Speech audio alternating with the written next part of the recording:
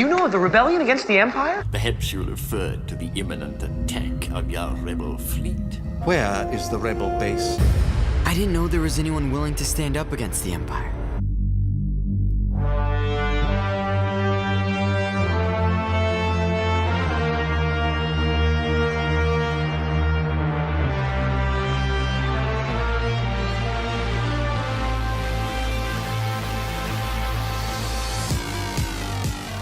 Hello and welcome to Unmistakably Star Wars and this edition of Rebels Reaction. I'm Tyler. I'm Christine.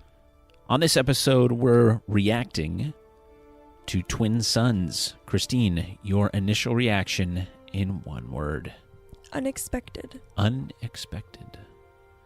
Mine was wisdom. Unexpected wisdom, perhaps? Potentially. Potentially. We'll see. Why unexpected?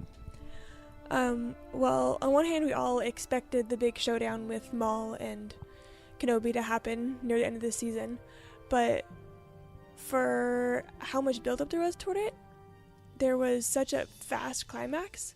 Like, I expected a much more dramatic, drawn-out lightsaber battle, and I didn't expect it to be like a trick by Maul that takes Ezra out into the random desert, and like Kenobi just saves him and sends him on his way. Like, it was all just very different than I expected it to be. Yeah. Which makes it unexpected. Yeah. And it was so sudden. The end.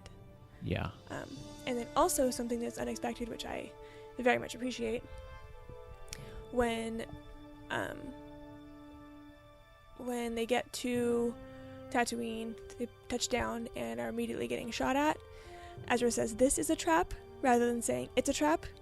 And after 3 books, the Aftermath trilogy, with so many Star Wars-isms, just way too many Star Wars-isms, it was refreshing to have a non-Star Wars-ism when there was an opportunity to use one. That's true. I didn't really pick up on that. that was a ripe opportunity and they didn't take it. I appreciated it. Interesting.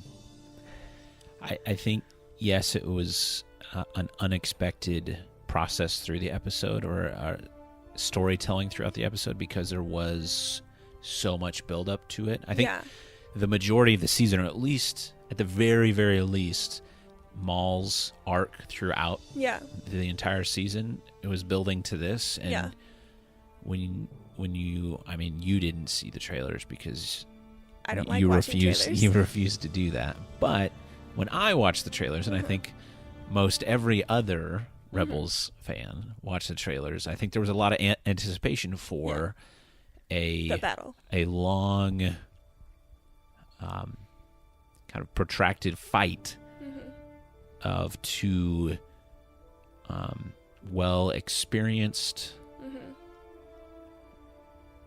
Force wielders who have built their skill over time. And that's not really what we got. No. And I think that's where I would agree with unexpected. But I think what I got out of the episode more was the wisdom that Obi-Wan Kenobi seems to speak with. It's the same sort of wisdom that he speaks to Luke, or at least, I don't know, wisdom, it comes off as wisdom, at least. Philosophical might be a better word for it. Yeah. Because it's kind of this, he speaks it of truth in relative terms. And I don't know if that's exactly Star Wars per se, or at least the interpretation of Star Wars that we've gotten. And and as we relate it to reality, I don't think that's really what reality speaks to either. So it's just interesting to kind of see we haven't had a character, maybe other than Yoda, kind of talk in those sort of terms. Yeah, that's true. And I think there's a depth to what he was saying, and it speaks to, it's making connections to his character as he shows up in episode 4. Yeah. And it's interesting that you connect it to Yoda, because those are the two Jedi Masters who spent significant time alone, basically in hiding. Yeah. And in that time, guarantee they have spent significant time just sitting and meditating and convening with the Force. So maybe that is the type of understanding of the universe that they get when they really have the time to just sit and listen. Yeah, and that may be kind of where I'll be curious to see if we get any more of Obi-Wan. I doubt it within Star Wars Rebels. Yeah. If not another venue.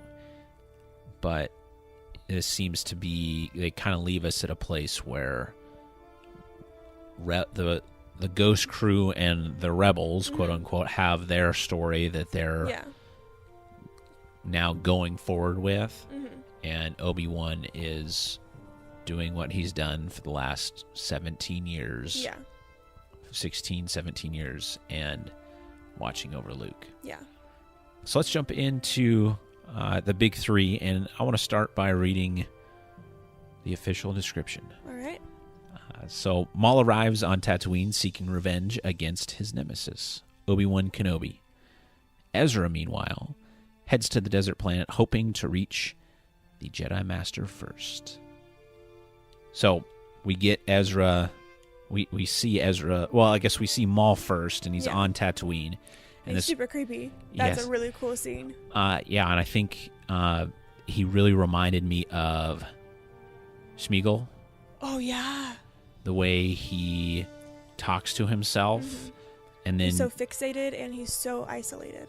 And kind of the changing of personality as he talks to himself. Yeah.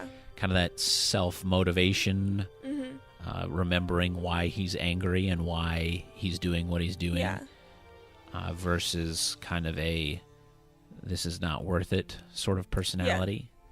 So I found that kind of interesting at the outset. And we've seen that kind of deterioration. Yeah, deterioration of his mind, or just the years have worn on him in conjunction with what he's experienced and what he's done to himself. So it was interesting to kind of see that. And then once he figures out what he's going to do in tricking Ezra, he seems to really just lock in. Yeah. It's not this kind of back and forth, two personalities talking to each other. Yeah, that seems to come up only when he's unsure. Yeah. So Maul decides what he's going to do, and it's to try to bring Ezra into the picture to try and draw Obi-Wan Kenobi out of wherever he's hiding. Yeah. And it works. Yeah. He uses the holocrons, and Ezra goes against what Kanan and Hera want him to do. Yeah. And he steals an A-Wing. Yeah. And flies to Tatooine. Chopper stows away on the stolen A-Wing, which I found kind of funny. Yeah. But I think it speaks to how much Chopper wants to be involved, but probably more so wants to watch after. Yeah, he was very protective in this episode. It was a cool part of his character that he usually has the opportunity to be selfish and chooses to be selfish, but in this case, he went with Ezra, kind of taunting him, but to be there for him. Yeah. But he was being kind of funny, but he was there for him. And then when he has the opportunity to kind of leave Ezra, because Ezra could do something super dangerous that's guaranteed to get them both at least severely injured, if not killed.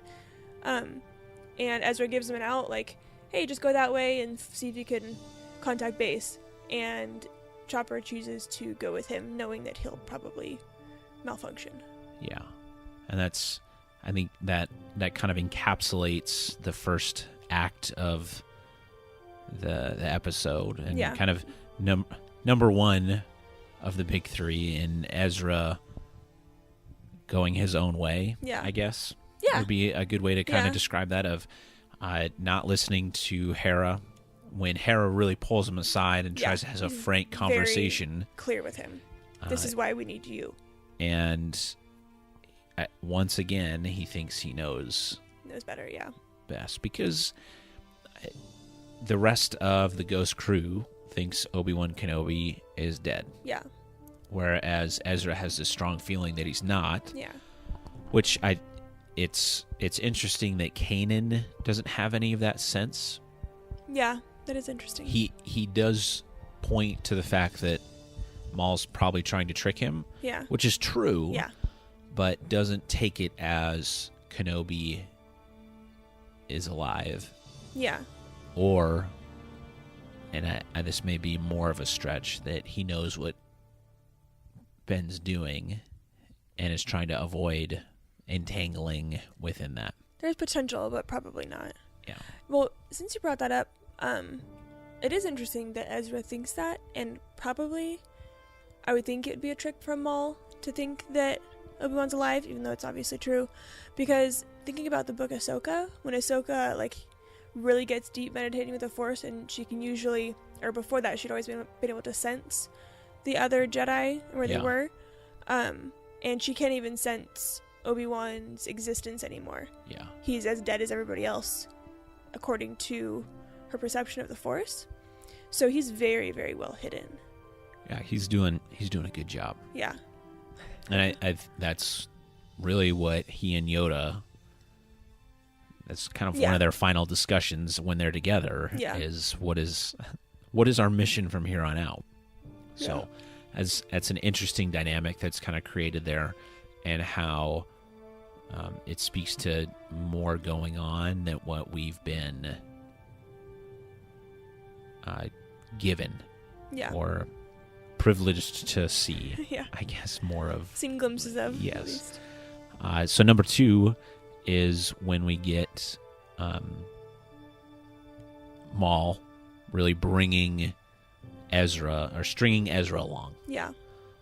So first it's Ezra landing on Tatooine, and the Tusken Raiders are there, which, given the situation that they're waiting for him where the holocron is, I'd be pretty sure in saying that Maul set him up in that situation by telling the Tusken Raiders somehow, or coaxing him there to be ready for that to happen. Yeah, I would say definitely.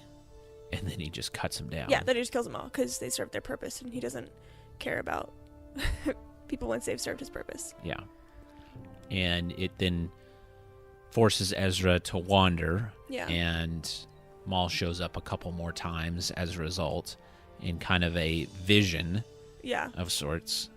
Kind of prompting and pushing Ezra's misery, which is what is supposedly going to call Obi-Wan out of hiding. Yeah. And it comes to the point where Chopper runs out of battery. Yeah. Or shuts down as a result of too much sand. It seems to be battery, and it does draw out Obi-Wan. It does. And I think it's reminiscent of when he shows up to help Luke in A New Hope, and not in the same sort of scaring off the Tusken Raiders with what was originally a nice, or not a nice yell, but more of an intimidating yell, as opposed to the copy that we have in the Blu-ray edition, where it's kind of cartoonish almost. Yeah. But a similar sort of entry point. Yeah. Where Ezra's passed out, Luke's passed out. Yeah. Droids are there with him. Yeah. He wakes up, and Obi-Wan's there. Yeah. And I thought the first thing that he says is really interesting. And it's, you're in the wrong place, Ezra Bridger. Yeah, yeah. That he goes on to say he was never supposed to be there. 1, he knows who he is. Yeah. 2, you're doing something you're not supposed to. Yeah. And you know it. Yeah. And he's surprised, Ezra's surprised that Obi-Wan knows about Maul. That Maul's there. Yeah. not to mention that Obi-Wan seems to have far more insight into what's going on in the galaxy Yeah. than you would think for him sitting on Tatooine. Yeah. There's got to be more to what he's been doing. But also something I found interesting about him in this whole episode is he just seemed very resigned to me. Like he understood that Maul was coming all this time. He didn't want to fight him, but he knew it was going to have to happen at this point.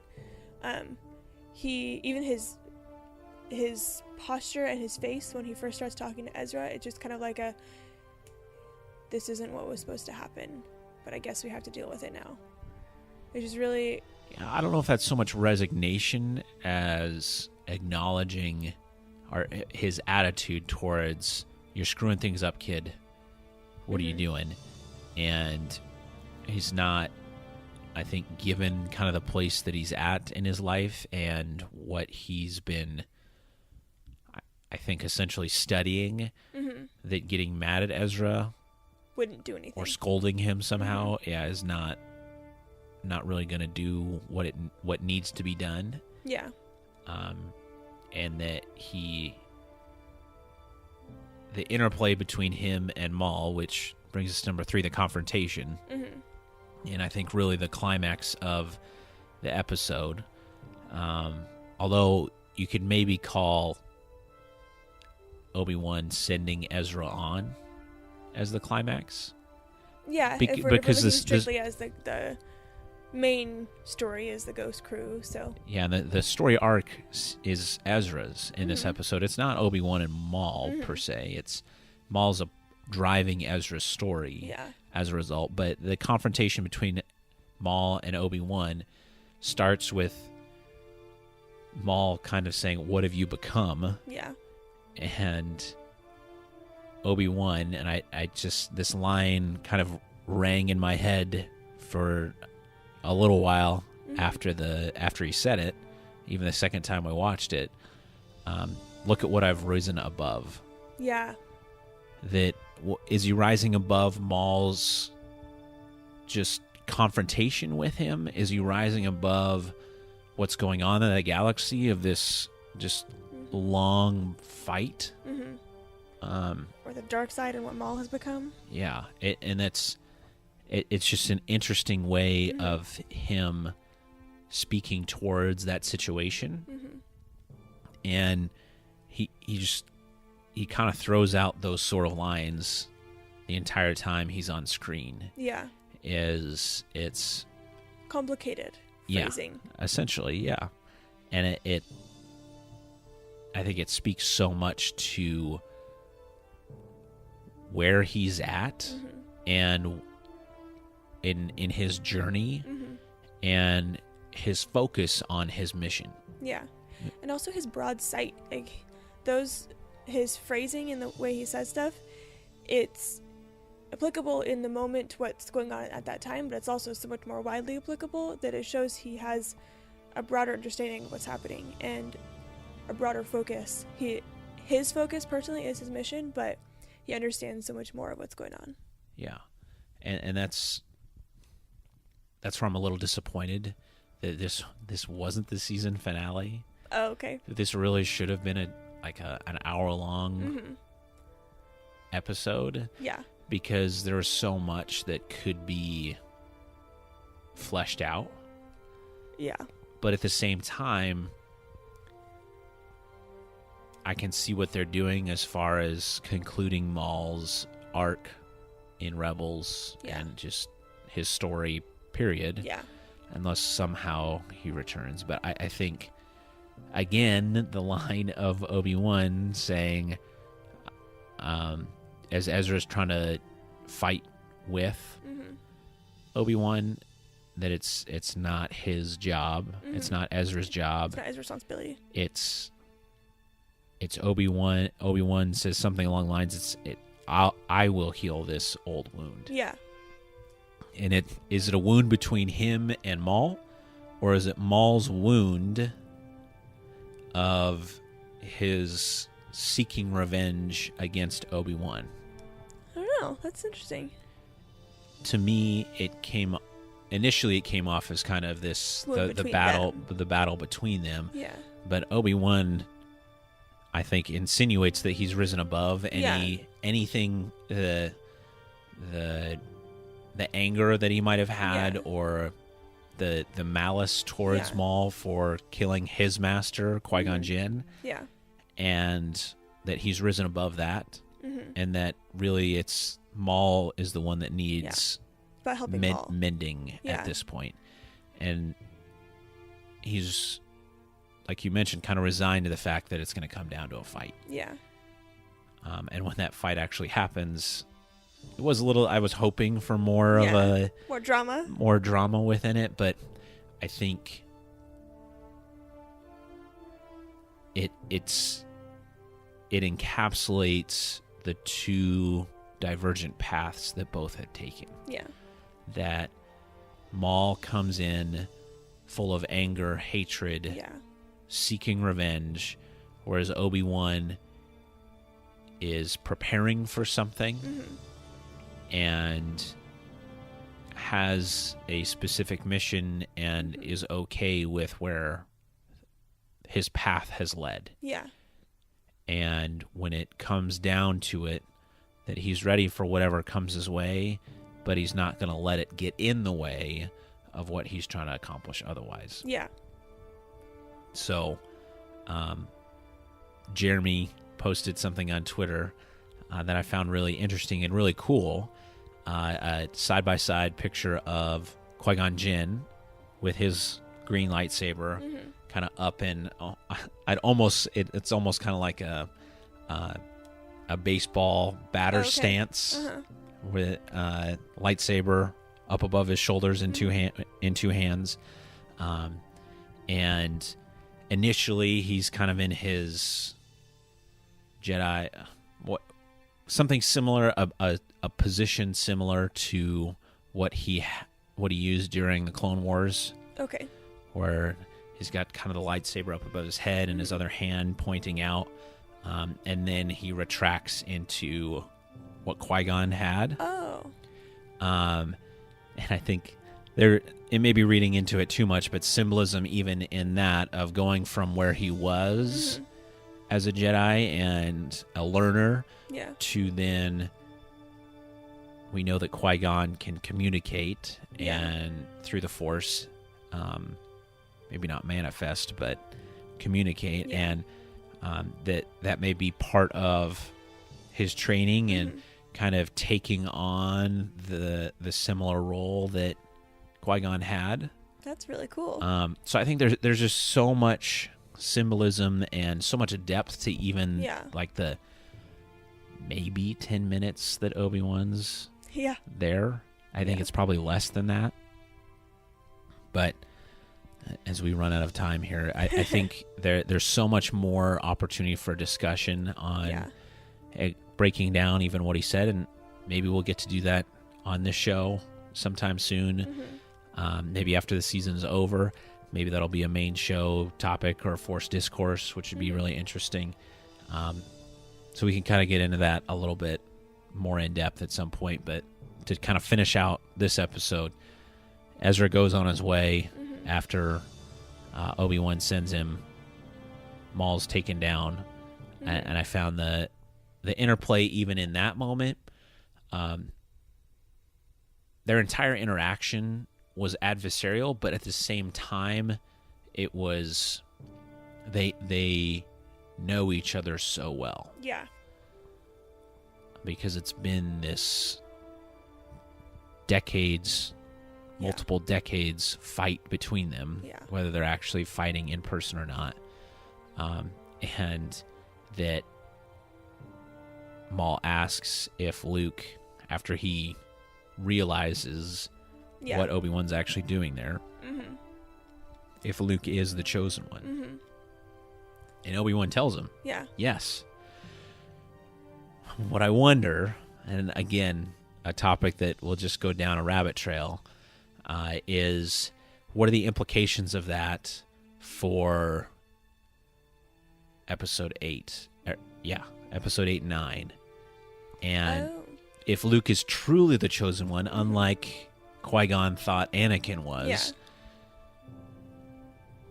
What does that say about the kind of Jedi Force wielder that Luke is as we get into this extended timeline? Yeah. Or could even Obi-Wan Kenobi be wrong? Yeah. That's And possible. it's Ben Skywalker. Oh. It's Kylo Ren Mm-hmm. that is vacillating so viciously between the dark and the light that he will find that balance. Yeah. I don't know. But again, a topic that could go on, Could go on for forever. And would be a really fun one to have. Yeah. So at future topics. And then back to Ezra. He takes Maul's ship, goes back to Chopper Base, and says, "This is where my family is. Let's go home." Setting up Going to Lothal. what's looking like it's going to be the season finale and this final attack on Lothal. Yeah. So, an interesting arc with Ezra throughout the episode. I think, for me personally, more interesting of Maul Kenobi, even though it was unexpected. Their interaction, I think, a very deep one nonetheless. Yeah. It was very Star Wars significant. Like the episode didn't do a whole lot with the Ghost Crew storyline, but it was very deeply significant and influential in just the overall Star Wars story. Yeah. There's a lot of depth and heavy things going on with the overall Star Wars story. Yeah. So, bottom line for this episode, your final thoughts. Well, the first time I watched it, I was just disappointed because it was so fast. But it was good because it was heavy. And Obi-Wan is just such a fascinating character because he's so Jedi-like. But he also has separated himself from the Jedi to an extent. In that he took a slightly different path, and he's obviously not part of the rebellion, and he's not taking the expected path for someone of his power, but that's also very Jedi-like. So, well, yeah. So I think that plays into him and Yoda questioning whether it was the right thing for the Jedi to get involved in the Clone Wars at all. Yeah. And the rebellion is just an extension of that. Yeah. Anything else? We're good. What about you? Okay. I think overall a little disappointed that I was expecting an epic lightsaber duel. Yeah. With Obi-Wan winning in the end. Just like a yeah, instead of almost nothing. I thought overall great storytelling from the standpoint of bringing Ezra into a space where he really didn't play a large role, and really packing a lot of information and just things to think about within a very short time. The cinematography of the entire episode was very cinematic. Yeah, it was very cool. I think even maybe a little bit more so than what we saw on The Legacy of Mandalore, which was the other episode that it really seemed very cinematic. Yeah. I really enjoy that, as I think it feels like and brings a lot more production value to what essentially amounts to a kid's cartoon. Yeah, exactly. So I really liked it from that standpoint. The sound design was great, especially as Maul and Obi-Wan are just getting ready to duel. Elements of some of the music that we hear with Maul in Phantom Menace. Oh. As well as the lightsaber duel that he, Obi-Wan, and Qui-Gon have.